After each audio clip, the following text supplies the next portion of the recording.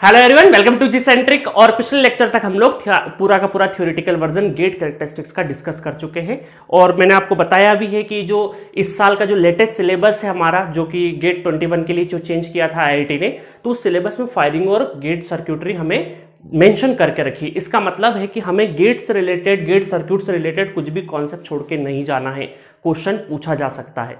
इसी वजह से ऑफलाइन में अभी तक या इससे पहले जब सिलेबस चेंज नहीं हुआ था, पिछले अगर हम लोग ओल्ड सिलेबस के अकॉर्डिंग अगर पढ़े तो बहुत ज्यादा गेट कैरेक्टरिस्टिक्स पे फोकस हम लोग नहीं करते थे। बट अब जब से सिलेबस में इंक्लूड हुआ है फायरिंग सर्क्यूट, ट्रिगरिंग सर्क्यूट, तो उसकी वजह से गेट कैरेक्टरिस्टिक्स और फायरिंग सर्क्यूट पे हम लोग थोड़ा सा फोकस ज्यादा रखेंगे। तो जो थ्योरी हम लोगों ने पढ़ी पिछले लेक्चर तक, अब उसके ऊपर हम लोग क्वेश्चन करने वाले हैं, तो बहुत मजा आएगा। कुछ अगर आपका बचा हुआ कॉन्सेप्ट रह भी गया होगा तो क्वेश्चन के थ्रू आपको सब कुछ क्लियर हो जाएगा। क्वेश्चन नंबर 7 पढ़ते हैं। दो क्वेश्चन दे रखे, ए पार्ट और बी पार्ट, इसमें ए पार्ट और बी पार्ट, ठीक है। The average gate power dissipation of an SCR is 0.5 watt, मतलब कि आपको दे रखा है पीजीएवी, ठीक है, 0.5 वॉट दे रखा है, ठीक है। आगे क्या दे रखा है, the allowable gate voltage variation is from minimum 2 volt to a maximum 10 volt. इसका मतलब आपको VG का मिनिमम वैल्यू दे रखा है और मैक्सिमम दे रखा है, ठीक है। 10 वोल्ट और 2 वोल्ट ये भी दे रखा है आपको। आपसे बोला है taking average gate power dissipation constant, मतलब आपको PGAV इसको क्या लेना है, कांस्टेंट लेना है। कांस्टेंट लेने का मतलब है कि जो 0.5 वॉट है तो 0.5 वॉट बना हुआ है, ठीक है। Plot allowable gate voltage as a function of gate current, मतलब आपको क्या प्लॉट करना है, गेट वोल्टेज VG और IG के बीच में प्लॉट करना है, ठीक है। तो प्लॉट करने के लिए पूरा पूरा ग्राफ हम लोग को एक एक डिजिट के लिए नहीं प्लॉट करना है, अभी हम लोग एक दो पॉइंट लेके उसको ज्वाइन कर देंगे और उसका नेचर तो हमें पता ही है, ठीक है। चलिए अब देखते हैं यहाँ पे कि वोल्टेज का लिमिट तो दे रखा है मिनिमम और मैक्सिमम, वोल्टेज के दो पॉइंट्स दे रखे हैं हमें, करंट के पॉइंट पता लग गए तो हम लोग ग्राफ प्लॉट कर लेंगे। और हमें बोला क्या है कि पावर क्या रखना है, कांस्टेंट रखना है। तो ये जो PG है ये आपका क्या होता है, इसको अगर मैं लिखूं तो ये हो जाएगा आपका VG into IG into 0.5 what, ठीक है। तो ये इक्वेशन को हमको यूज करना है और करंट की डिफरेंट डिफरेंट वैल्यू हमें निकालना है। तो सपोज करो अगर आपका वोल्टेज एक बार 2 वोल्ट रख दे, तब देखते हैं कितना हो जाएगा। 2 वोल्ट अगर रखे 2 वोल्ट VG, तो यहां पर IG कितना निकल जाएगा, IG equal to 0.5 divided by 2, ठीक है। और एक बार हम लोग क्या रखें, 10 वोल्ट रखें तो IG कितना आएगा, तो IG कितना आ जाएगा, IG equal to 0.5 divided by ये हो जाएगा हमारा 10, ठीक है, 10।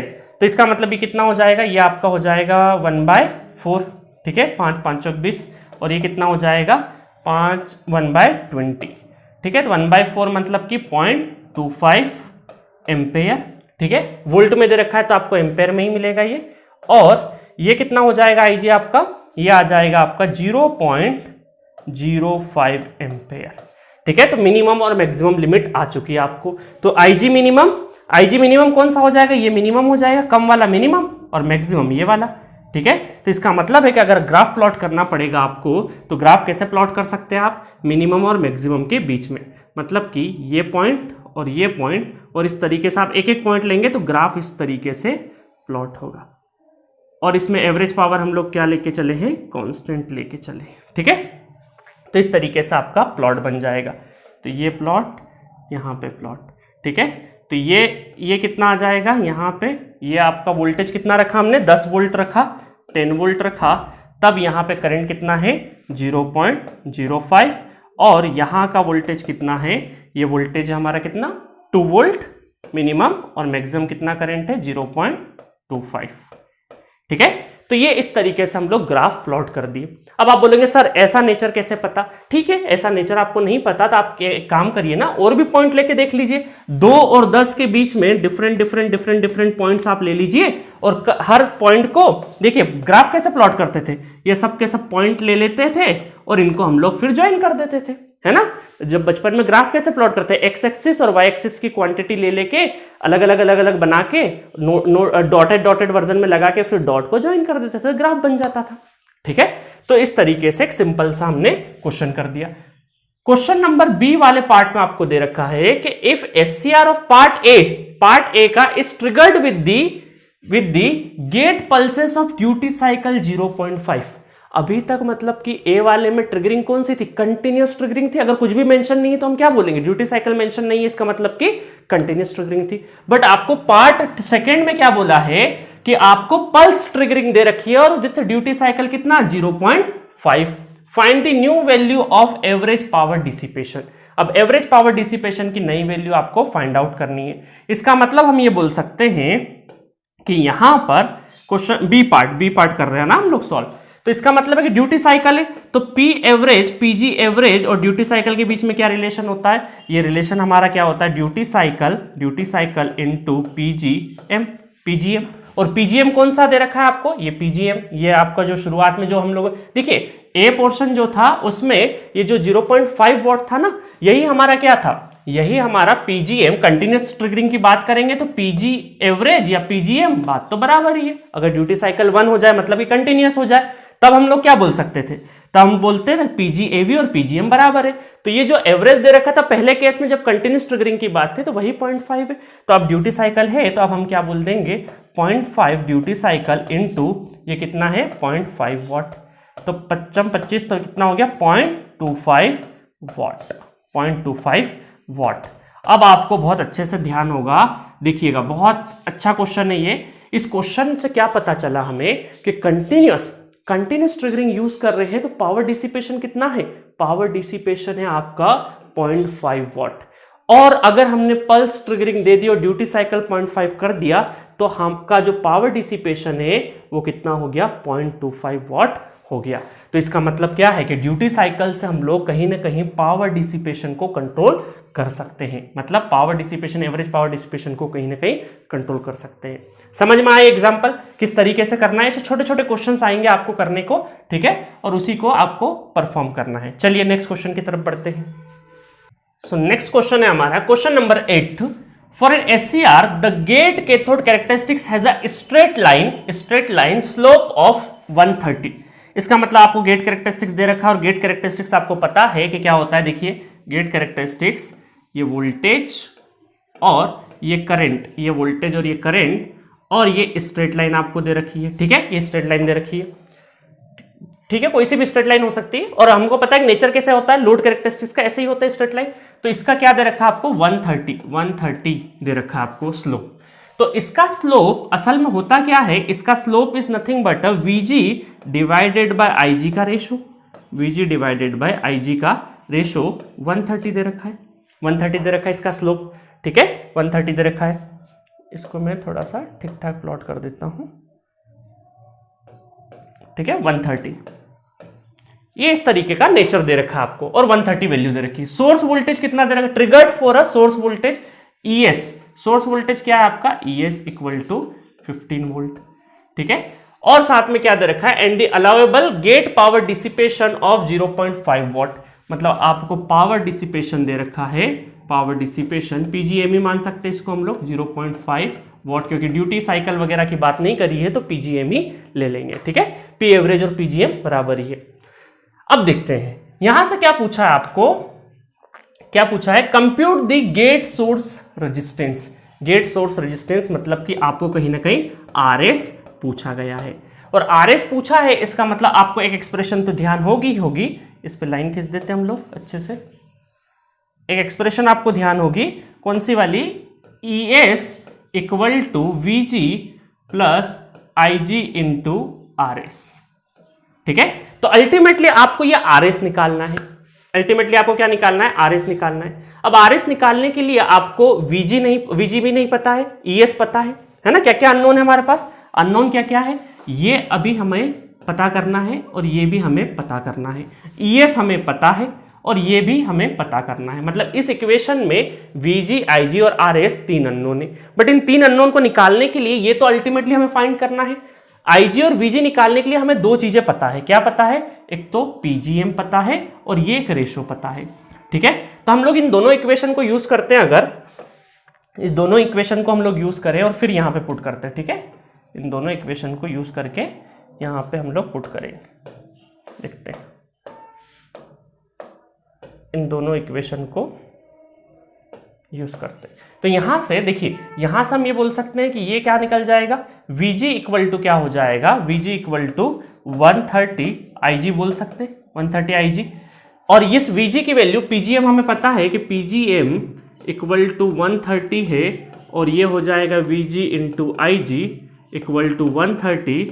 और इस Vg की जगह अगर मैं 130 पुट कर दूं, सॉरी 130 नहीं, Vg सॉरी गड़बड़ हो गई ना, 130, अरे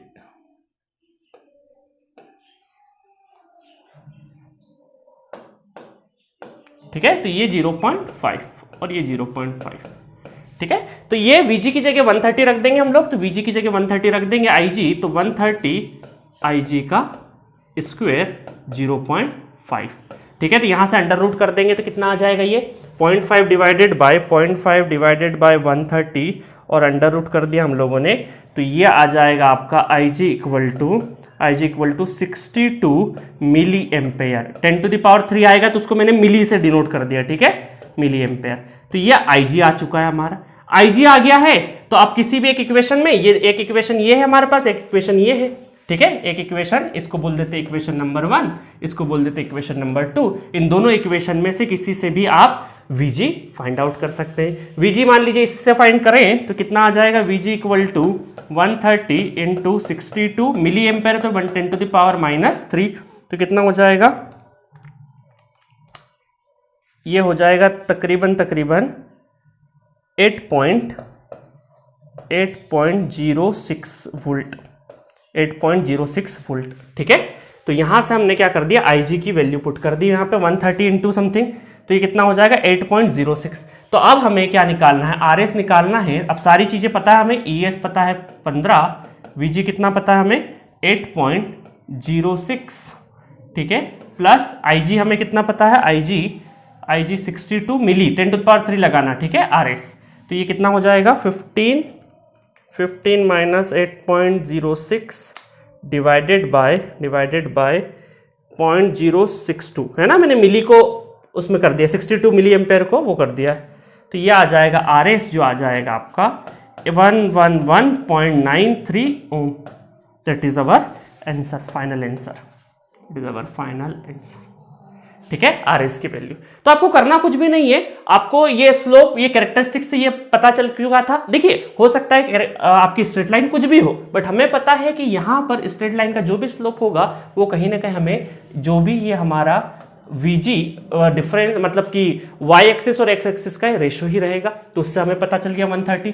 बाकी सारी चीज अवेलेबल थी, 2 इक्वेशंस थी, पहले पता कर लो कितना अननोन है कितना नोन है, उससे पता करके जो भी हमें फाइनल इक्वेशन में जितने भी अननोन्स निकालने हैं वो निकाल लीजिए और पुट कर दीजिए और आंसर लेके आ जाइए। तो बहुत सिंपल क्वेश्चंस होते हैं ये क्वेश्चंस, आज तक गेट में ऐसा बहुत फ्रिक्वेंट नहीं आए हैं, बट कभी भी आ सकते हैं, ठीक है। तो हमें इन चीजों पे ध्यान रखना है। चलिए नेक्स्ट क्वेश्चन की तरफ बढ़ते हैं।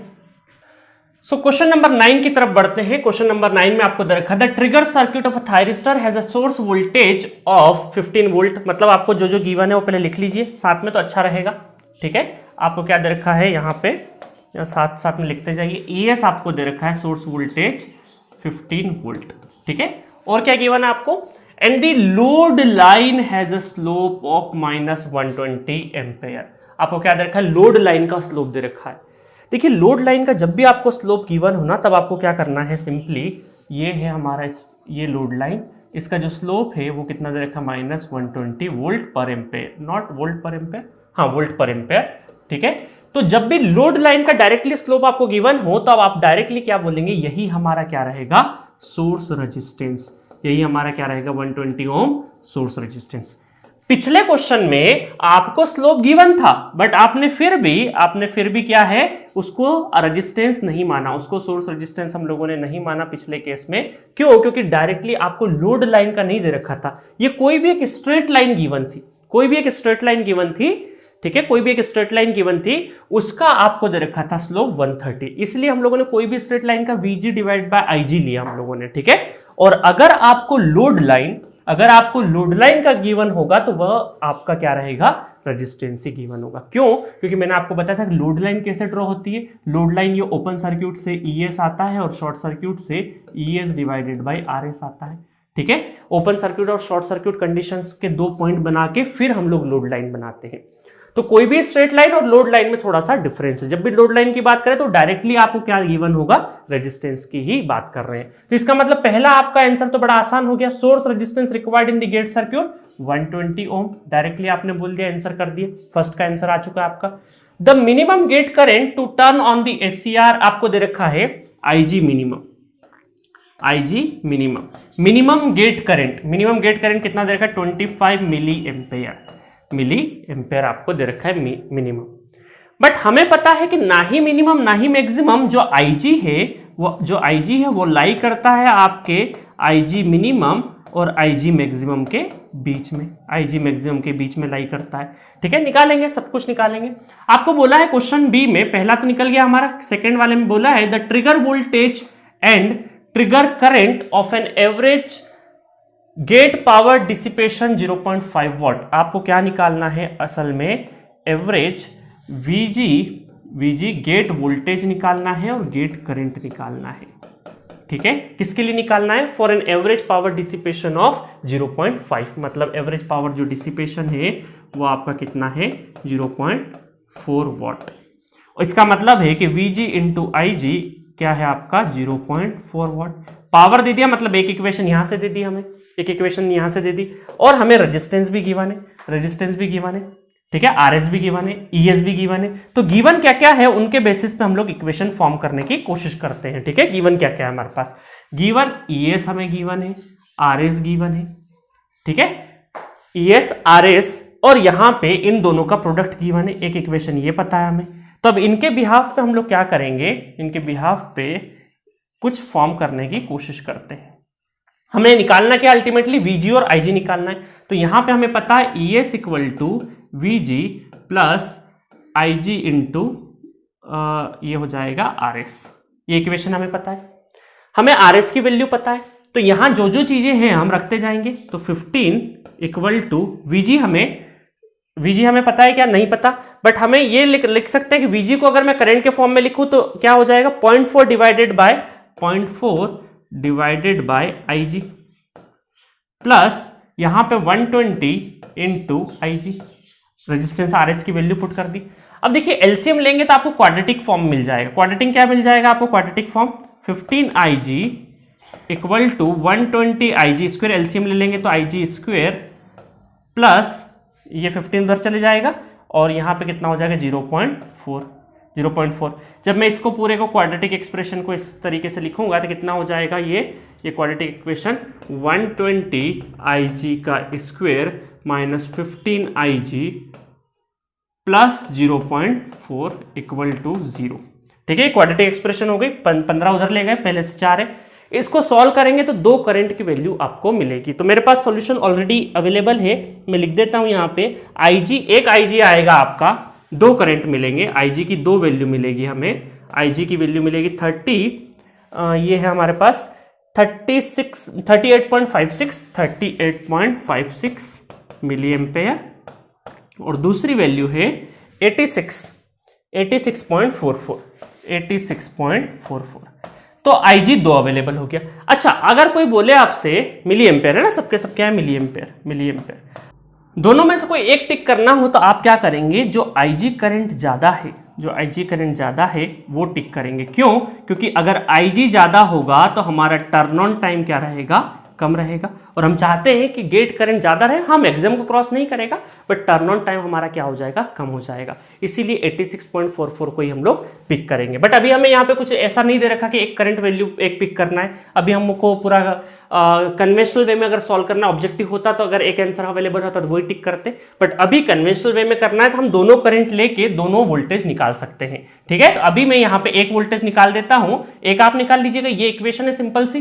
तो यहां से वीजी निकालेंगे आप, तो ये 0.4 watt divided by 86.44 milli ampere, मतलब 10 to the power -3। इसको सॉल्व कर लेना तो आंसर आ जाएगा। मेरे पास अवेलेबल जो है 4.627 वोल्ट। ठीक है, ये अवेलेबल है। बाकी एक दूसरे करंट से भी वोल्टेज निकाल सकते हैं आप, बट मैंने आपको लॉजिक बता दिया है कि अगर एक आंसर करना हो तो हम लोग क्या करेंगे, ज्यादा आईजी ज्यादा वाला करंट हम लोग पिक करेंगे ताकि हम लोग टर्न ऑन टाइम कम से कम कर पाए। बट याद रहे आईजी मैक्सिमम से ऊपर नहीं जाना चाहिए, ठीक है।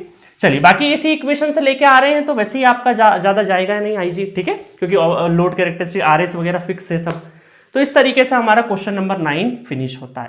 क्वेश्चन नंबर 9 हमारा फिनिश होता है। देखिए आपने किस तरीके से पूरा एक मैंने जूम आउट करके बता दिया आपको पूरा कैसे सोचना है, क्या करना है, स्लोप में कंफ्यूज नहीं होना है। लूट लाइन का स्लोप दे रखे मतलब 100% वो क्या है, आरएस का वैल्यू है। नॉर्मल स्लोप दे रखे तो VG/IG लेना है आपको। समझ में आया है सारी चीजें।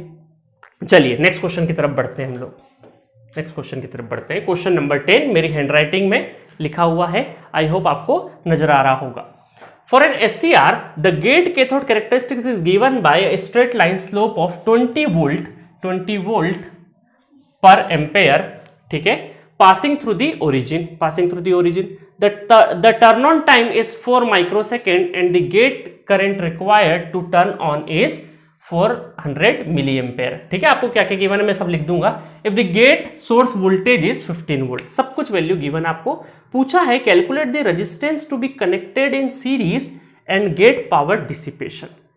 तो यहां पे जब मैं ए वाला जब इसको सॉल्यूशन करेंगे हम लोग फर्स्ट वाला, तो आपको क्या कैलकुलेट करना है, resistance to be connected in series and gate power dissipation, ठीक है। तो इसका मतलब है कि आपको असल में ES equal to VG plus IG into RS, ये रेजिस्टेंस निकालना है। कैलकुलेट दी रेजिस्टेंस, यही रेजिस्टेंस निकालना है। और पावर डिसिपेशन क्या निकालना है आपको, PG पावर डिसिपेशन, तो VG इंटू IG आपको पावर निकालना है। ये दो फॉर्मूला आपके पास अवेलेबल है। आप क्या क्या गिवन है वो देख लीजिए। अभी यहां पे क्या आपको लोड लाइन गिवन है, नहीं गिवन है, आपको डायरेक्टली बोला है कि स्लोप, स्ट्रेट लाइन का स्लोप है। इसका मतलब है कि VG डिवाइडेड बाय IG कितना है आपके पास, ये दे रखा है 20, ठीक है, passing through the origin. The turn on time, T on time जो है, टी ऑन टाइम वो कितना आपका, वो है आपका 4 माइक्रोसेकेंड, ठीक है, 4 microsecond. And the gate current required to turn on करने के लिए जितने करंट की गेट करंट की जरूरत है, तो वही तो हमारा IG है। तो IG हम लोग क्या बोल सकते हैं, 400 मिली एम्पेयर, ठीक है। तो आपको यहां पे ऐसा नहीं बोला कि मिनिमम गेट करंट, कि यही गेट करंट है जिससे कि हम लोग ऑन कर पा रहे हैं, टाइम भी आपको गिवन है और सोर्स आपको वोल्टेज आपको दे रखा है ES equal to 15 volt source voltage. तो अब या इस वाली इक्वेशन में अगर हमें RS निकालना है तो क्या क्या गिवन है आपका, 15 गिवन है, 15 गिवन है। VG आपको पता है क्या, VG नहीं पता है, बट VG/IG का रेशो पता है। तो इसका मतलब हम क्या कर सकते हैं कि VG इक्वल टू 20 IG रख सकते हैं, तो 20 IG रख सकते हैं प्लस IG इंटू RS। अब IG की वैल्यू निकालना है, अगर हमें IG की वैल्यू निकालना है तो IG गिवन है आपको IG गिवन है। तो यहाँ पे हम लोग चलो नेक्स्ट स्टेप में लिख देते हैं 20 plus 20 into IG 400 milli ampere. तो IG को कॉमन ले लेते हैं, यहाँ से 20 प्लस, कॉमन लेने की जरूरत नहीं है, पूरा कर ही देते हैं इसको। ये हो जाएगा हमारा 20 इंटू 400, 400 मिली मतलब कि 0.4 प्लस 0.4 RS, ठीक है। मिली से मैंने एम्पेयर में कन्वर्ट कर लिया है। तो ये कितना हो जाएगा, 4 5 4 दूनी 8, ये हो गया 8 प्लस 0.4 RS। तो 15 में से 8 गए तो कितना बचा, 5 और 2 7, 7 डिवाइडेड बाय 0.4, 7 डिवाइडेड बाय 0.4। इसको करके देख लेते हैं, तो ये आ जाएगा 17.5 ओम। ये हो गई रेजिस्टेंस की वैल्यू, ठीक है, रेजिस्टेंस की वैल्यू हो गई। जस्ट सिंपल कैलकुलेशन है आपकी। और साथ में दे रखा है गेट पावर डिसिपेशन दे रखा है आपको। तो ये आपका गेट पावर जो डिसिपेशन है ये आपको दे रखा है VG इंटू IG। तो VG इंटू ये PM है ना, जब तक हमें ड्यूटी साइकिल वगैरह मेंशन नहीं हो तो ये PGM ही है। तो VG कितना दे रखा है आपको, VG निकाल लेंगे अब हम लोग। तो यहां से करंट आपको पता है, तो ये हो जाएगा VG इंटू IG, ठीक है। VG की जगह मैं पुट कर देता हूं 20 IG और IG का स्क्वायर, मतलब I हमारा कितना है, I हमारा 400 मतलब कि 0.4 का स्क्वायर। तो ये हो जाएगा 3.2 वाट, ठीक है, 3.2 वाट। तो ये आ गया हमारा पावर डिसिपेशन भी आ गया और सीरीज रेजिस्टेंस भी आ गया।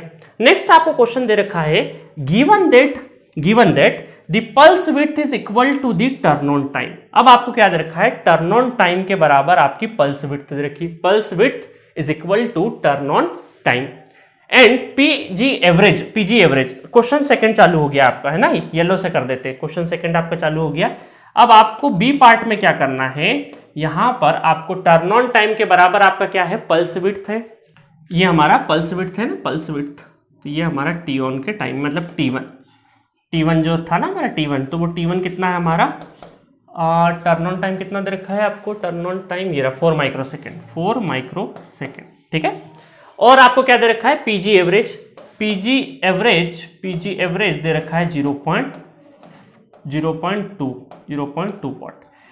तो अब आपको पूछा है compute the maximum triggering frequency that will be possible when pulse triggering is employed. तो पल्स ट्रिगरिंग आपको अगर गिवन है तो आपको यहां से ये पता चल जाएगा, देखिए, तो ये आपको फॉर्मूला है PG average equal to duty cycle into PGM, है ना। पीजीएम आपको 3.2 दे रखा है, पी एवरेज दे रखा है 0.2, ड्यूटी साइकिल, तो ड्यूटी साइकिल कितना होता है, ड्यूटी साइकिल आपको पता है T1 divided by T, 1/T को फ्रीक्वेंसी रख सकते हैं, तो T1 इंटू एफ, तो डायरेक्टली मैं क्या बोल देता हूँ 0.2, और ये क्या हो जाएगा T1 इंटू एफ, और पीजीएम कितना है 3.2। तो यहाँ से T1 आपको पता है, T1 आपको पता है, फ्रीक्वेंसी निकाल देना है, तो 0.2 डिवाइडेड बाय T1 है 4 into 10 to the power -6 into 3.2, तो कितना हो जाएगा, ये हो जाएगा आपका पूरा कैलकुलेट करोगे तो ये तकरीबन 3 इसको हटा दें तो यहाँ पे 0.01565 इंटू 10 टू द पावर 6, ठीक है। तो 6 में से 3 का यूटिलाइज कर देता हूं, तो ये आपको फ्रीक्वेंसी मिल जाएगी 15.625 किलो हर्ट्ज।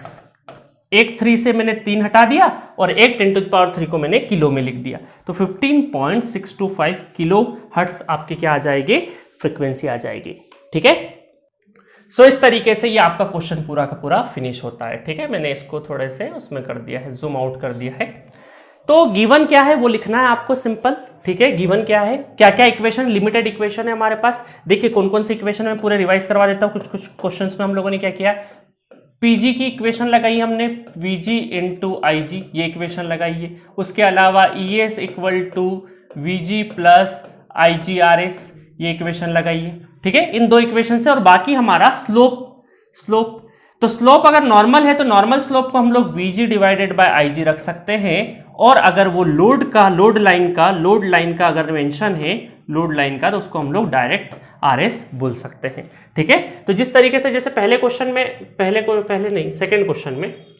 क्वेश्चन में ये मैंने आपको बताया था ना, तो 130 लाइन, तो ये मैंने एग्जैक्टली ऐसे ही अप्रोक्सीमेट बोल दी थी, ठीक है। यहाँ पे आप कंफ्यूज मत होइएगा, सर आपने तो बोला था यहाँ माइनस साइन, वो ऐसा नहीं करना है आपको। जब भी नॉर्मल आपको स्ट्रेट लाइन बोले तो कोई भी एक स्लोप, ये ग्राफ मैंने अपने हिसाब से बना दिया, हो सकता है ये स्ट्रेट लाइन ओरिजिन से भी पास कर रही हो, कोई बड़ी बात नहीं है। तो हम ये बोल सकते हैं कि यहाँ पर आप ये कर्व नहीं बना के, क्योंकि ये कर्व से आप कंफ्यूज हो सकते हैं, तो नॉर्मल स्ट्रेट लाइन अगर आपको बोले तो आप सिंपली अगर इंटरसेप्ट वगैरह की बात नहीं करें तो उसको एज अ ओरिजिन ही मानना, वीजी डिवाइडेड बाय आईजी का रेशो ही उसको मानना, ठीक है। बाकी लोड लाइन की बात करें तो लोड लाइन के आप नेगेटिव स्लोप के साथ ही मेंशन होगी आपको, ठीक है, नेगेटिव स्लोप के साथ ही मेंशन होगा, तो ये आपको ध्यान रखना है। तो इन 2 चीजों में डिफरेंशिएट करते आना चाहिए कि नॉर्मल स्ट्रेट लाइन और लोड लाइन का स्लोप अलग चीज है, और दोनों को अलग अलग तरीके से आपको ट्रीट करना है। तो ये लेक्चर यहीं पे फिनिश होता है। नेक्स्ट लेक्चर से हम लोग अब गेट में पूछे गए इन टॉपिक से, जो गेट में पूछे गए क्वेश्चन से वो देखेंगे।